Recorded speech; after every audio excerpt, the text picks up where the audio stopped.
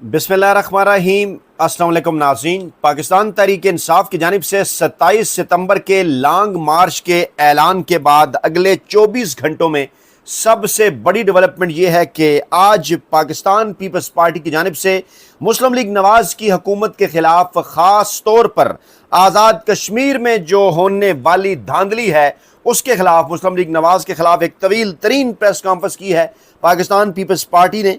और इंटरेस्टिंग बात यह है कि पाकिस्तानी इस्टेब्लिशमेंट की तर्जुमानी करने वाले ARY ने इस प्रेस कॉन्फ्रेंस को घंटों दिखाया, पूरी प्रेस कॉन्फ्रेंस दिखाई। और ये प्रेस कॉन्फ्रेंस ये बता रही है कि पाकिस्तान पीपल्स पार्टी और मुस्लिम लीग नवाज के दरमियान माहौल अभी मजीद गर्म होगा। सिर्फ और सिर्फ 24 घंटों के अंदर लॉन्ग मार्च के ऐलान के आफ्टर शॉक्स में यह भी है कि पाकिस्तान तहरीक इंसाफ और नून लीग की जानिब से यह दावा किया जा रहा है कि इमरान खान और नवाज शरीफ पाकिस्तान में नए सूबे बनाने पर मुत्तफिक हैं। तमाम तर मामलात को अगर आइन और कानून के अंदर रहते हुए तय किया जाए। दूसरी जानिब खबरें यह भी हैं कि पाकिस्तान पीपल्स पार्टी ने भी पाकिस्तान तहरीक इंसाफ की क़यादत के साथ हंगामी राब्ता कर लिया है। क्या ये तमाम तर समरात उस लॉन्ग मार्च की काल के हैं? क्योंकि जब लॉन्ग मार्च की काल दी गई तो दो तरह के मौक़िफ़ पाकिस्तान तहरीक इंसाफ की सफ़ों के अंदर से भी सामने आए। एक तबका ये बात कर रहा है कि माहौल बन चुका है, अलीमा खान साहबा खैबर पख्तूनख्वा गई, माहौल बनाया और आज अलीमा खान साहबा की एक स्टेटमेंट भी सामने आई, गुस्से में नजर आई। उन्होंने ये कहा कि इतनी लंबी काल क्यों दी है, फौरी तौर पर काल देनी चाहिए। इमरान खान साहब को कैद तन्हाई में रखा गया है। इसी तरह से सोशल मीडिया के ऊपर कुछ एक्टिविस्ट, कुछ सीनियर तज्जिया निगार भी ये बात कर रहे हैं कि लंबी चौड़ी तारीख देने का ये मतलब है कि इस दौरान हुकूमत आज़ाद कश्मीर के मामले में से निकल जाए, इस्टेब्लिशमेंट बलूचिस्तान और आज़ाद कश्मीर के मामलात को बेहतर कर ले, मौजूदा माहौल ठंडा हो जाए, मामलात को 28वीं आइनी तरमीम की तरफ बढ़ा दिया जाए, रिलैक्स कर दिया जाए इस्टेब्लिशमेंट को और वफाकी हुकूमत को। और उसके बाद अगर एहतजाज की काल लॉन्ग मार्च का ऐलान हो भी तो बड़ी आसानी इस्टेब्लिशमेंट पाकिस्तान तहरीक इंसाफ से निमट सकती है। ये एक राय है। दूसरी राय जो कि बड़ी स्ट्रांग है वो ये है कि ये तारीख बड़ी कैलकुलेटेड है। आसार ये बता रहे हैं कि मामलात थमने वाले नहीं। आज़ाद कश्मीर के अंदर धांधली जो हुई उस पर पाकिस्तान पीपल्स पार्टी की तवील तरीन प्रेस कॉन्फ्रेंस ये बता रही है कि आज़ाद कश्मीर में इंतखाबात के तीसरे मरहले के बाद मामलात मजीद बिगड़ेंगे। पाकिस्तान पीपल्स पार्टी एहतजाज के मूड में नज़र आ रही है। नदीम अफजल चंद साहब कल ये बात कर चुके हैं कि पाकिस्तान पीपल्स पार्टी की सेंट्रल एग्जीक्यूटिव कमेटी का इजलास बुला लिया गया है। ज़रा ये दावा कर रहे हैं कि इस इजलास में पाकिस्तान पीपल्स पार्टी की अक्सरियत जो है वो अब अपोजिशन नशिस्तों पर बैठने पर मुत्तफिक है, अपोजिशन की नशिस्तों पर बैठने का इरादा रखती है। सवाल ये पैदा हो रहे हैं कि इसके दो पहलू हैं।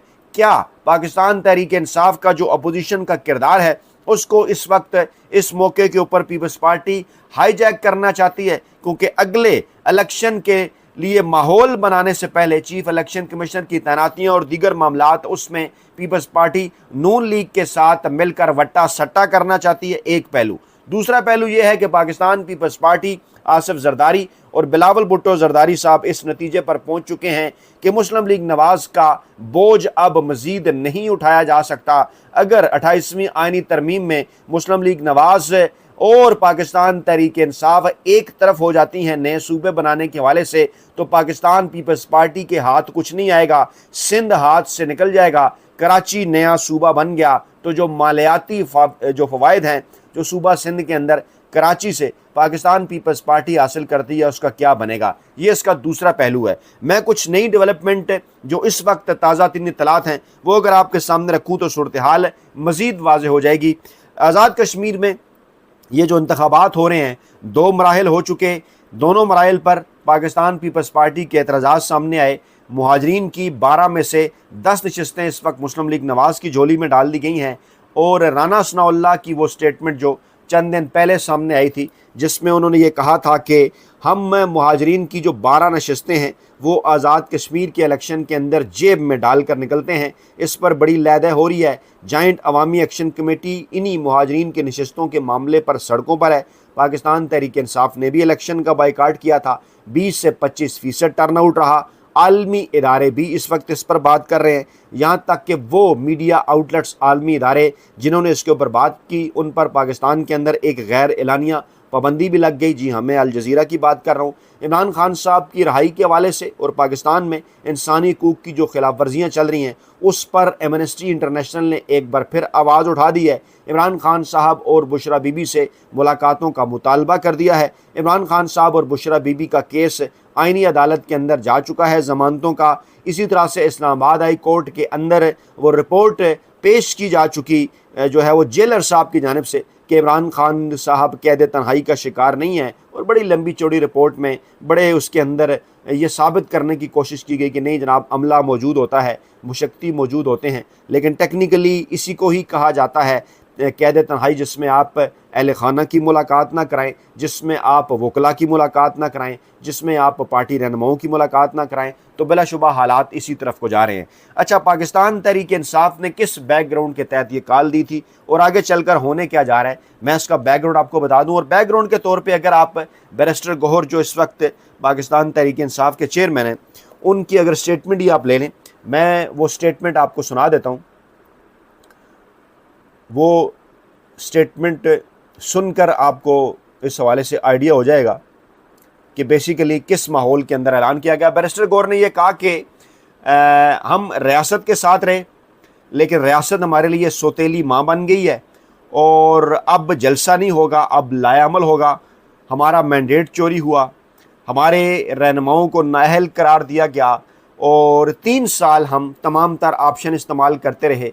हम कोशिश करते रहे कि इस हुकूमत के साथ और इसके अलाइज़ के साथ मुज़ाकरात करें। ये हमें अगर इमरान खान साहब से मुलाकात की इजाज़त दे देते, मुज़ाकरात का मामला आगे बढ़ चुका होता।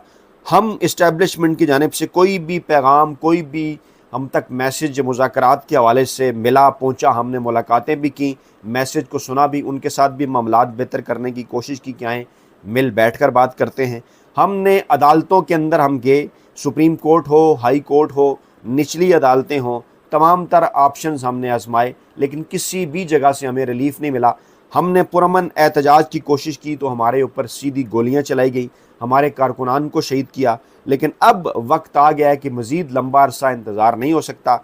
अब भी हमने ये जो तकरीबन 50 दिन का टाइम दिया है, ये इसलिए दिया है कि हम कुछ चीज़ों को देखना चाहते हैं। ये हमारे पास आखिरी ऑप्शन है लॉन्ग मार्च। लॉन्ग मार्च कोई गली मल्ले बच्चों का खेल नहीं कि आज ऐलान कर दें, इसके लिए तैयारी चाहिए होती है।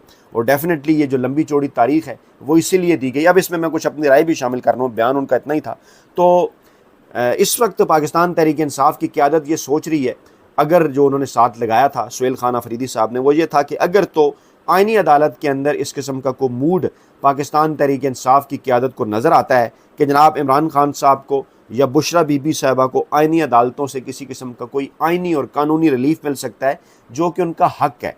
अगर मेरिट के ऊपर जाएं तो मेरिट के ऊपर अगर ये केसेस सुने जाएं तो इन केसेस के अंदर कुछ नहीं है। पहले भी केसेस अदालतों के अंदर उड़ाए जा चुके हैं। इमरान खान साहब से मुतल्लिका ये भी उड़ जाएंगे और इमरान खान साहब की ज़मानत हो जाएगी, इमरान खान साहब जेल से बाहर आ जाएंगे और फिर इमरान खान साहब को उनके अहल खाना से भी मुलाकात की इजाज़त नहीं है, वकला से भी मुलाकात की इजाज़त नहीं जा रही, डॉक्टर्स जो उनके ज़ाती मुआलजीन हैं उन तक भी रसाई नहीं दी जा रही। तो ऐसे मौके के ऊपर और इस वक्त पाकिस्तान तहरीक इंसाफ की क़यादत के पास भला क्या ऑप्शन जो है वो रह जाता है।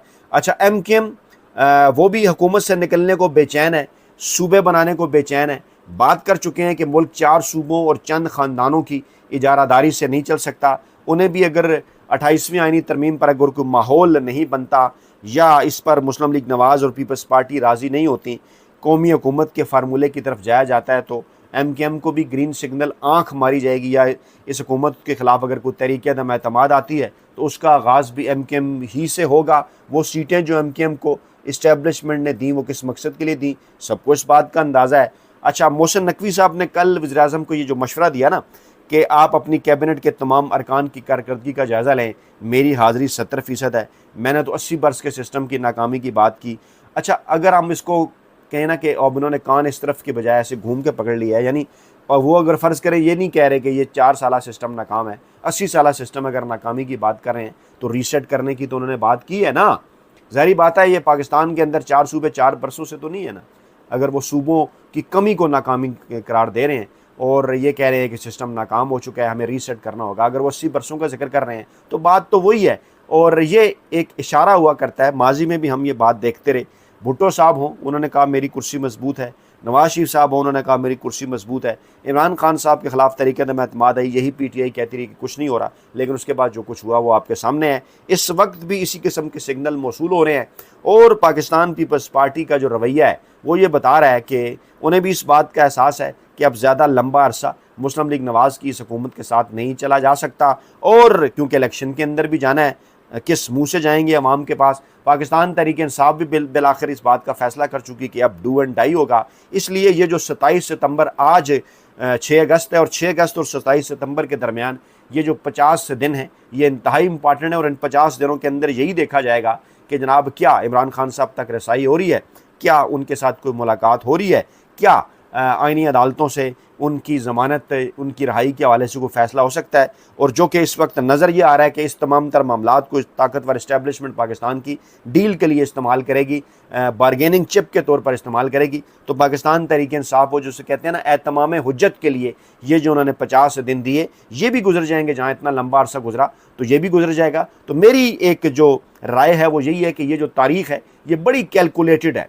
और ज़ाहिरी बात है पाकिस्तान तहरीक इंसाफ ने तैयारियां करनी है, उनके पास फिर ऑप्शन है कि वो पीपल्स पार्टी उनके साथ रब्ता कर रही है। अगर पीपल्स पार्टी पे वो ट्रस्ट नहीं भी करते, मौलाना फजल रहमान साहब से मुलाकात हो चुकी है, ख़ुद दावत दे चुके हैं कि आप आएँ, तहरीक तहफ़्फ़ुज़ पाकिस्तान के प्लेटफॉर्म में शामिल हों। फिर तहरीक तहफ़्फ़ुज़ पाकिस्तान में शामिल दीगर सियासी जमातें हैं, अपोजिशन लीडर हैं सेनेट के अंदर अल्लामा राजा नासिर अब्बास, इसी तरह से सेनेट जो है कौमी असम्बली के अंदर है महमूद खान अजगज़ई।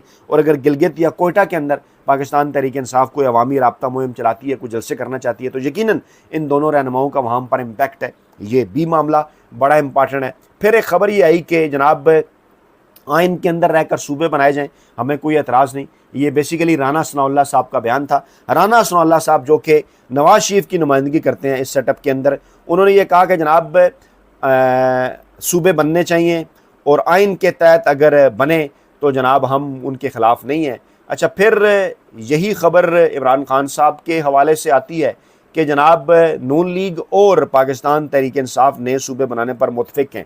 इमरान खान साहब का क्लिप जो कि वायरल हो रहा था चंद दिनों पे सोशल मीडिया पे कि ये जो बात इस्टेब्लिशमेंट आज कर रही है या आज सोच रही है, इमरान खान साहब तो ये बात कर चुके हैं कि पाकिस्तान के अंदर नए सूबे बनने चाहिए, छोटे यूनिट होने चाहिए।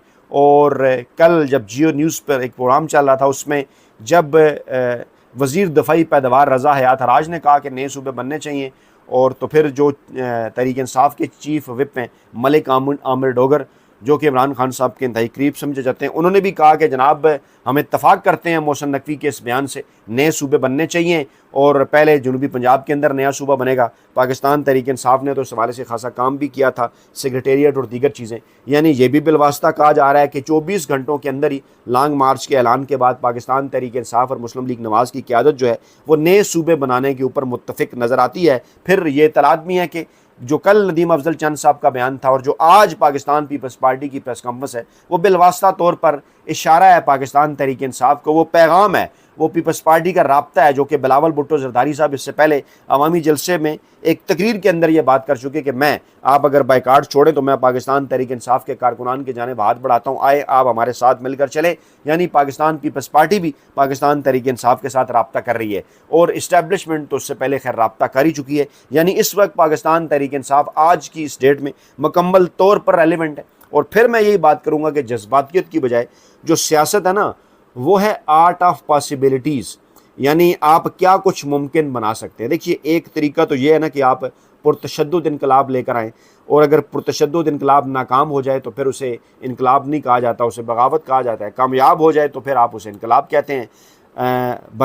जो कुछ हुआ जिससे पहले बांग्लादेश के अंदर या श्रीलंका या भारत की मिसाल दी जा रही है, उस पैटर्न के ऊपर हमने देखा कि रियासत किस किस्म का रद्द-ए-अमल दे रही थी। कोई मज़ीद 26 नवंबर पाकिस्तान तहरीक इंसाफ उस जानिब बढ़ सकती है। 27 सितंबर की तारीख़ किस हवाले से होगी, उससे पहले कैसे पाकिस्तान तहरीक इंसाफ दबाव बढ़ाएगी। जिस आर्ट ऑफ पॉसिबिलिटीज़ की मैं बात कर रहा हूँ वो यही है कि पाकिस्तान तहरीक इंसाफ इस सिस्टम के अंदर किस तरह से अपने लिए ज़्यादा से ज़्यादा स्पेस बना सकती है, कैसे इमरान खान साहब जेल से बाहर आ सकते हैं। अगर किसी अवामी राब्ता मुहिम के नतीजे में ये सारा प्लान है तो फिर उसके लिए इतनी लंबी तारीख ज़रूरी थी। डेफिनेटली तैयारियां करनी है, एक ऑर्गेनाइज्ड लॉन्ग मार्च लेकर आना है। और अगर 1 लाख लोग भी लेकर आ जाते हैं, जैसा कि मैंने कहा कि इस्टेब्लिशमेंट की जानिब से पैगाम दिया गया था कि अगर आप 5 लाख लोग लेकर पिंडी इस्लामाबाद के धाने पर आप पहुंचते हैं तो कौन फिर आपको रोक पाएगा। मामला तो वैसे ही आपके हक में हो जाएंगे। लेकिन देखना ये होगा कि क्या इस मौके को इस्टेब्लिशमेंट 28वीं आईनी तरमीम के लिए अपने फ़ायदे के तौर पर इस्तेमाल कर लेगी या इससे पाकिस्तान तहरीक इंसाफ कोई फ़ायदा उठा सकेगी। ये एक बड़ी डिबेट है जो अंदर चंद दिन तक चलती रहेगी। अपना बहुत ख्याल रखिएगा, दुआओं में याद रखिएगा। नई वीडियो के साथ जल्द हाजिर होंगे। अल्लाह ने के बाद।